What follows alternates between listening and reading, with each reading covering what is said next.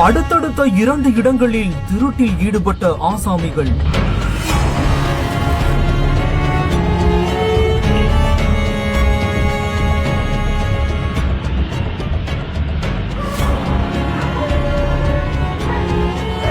நான் பெட்ரோல் போட்டுட்டு பேச்சு கொடுக்கிறேன், நீ செல்போனையும் பணத்தையும் சுருட்டிடு என்று பிளான் போட்டு லவட்டிய களவாணிகள்.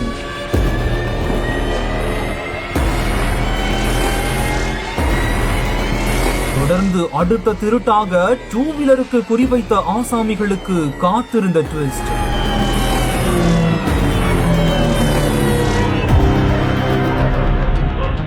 தெருநாய்கள் குறைத்ததால் தலைதெறிக்க தப்பி ஓடிய பரபரப்பு காட்சிகள்.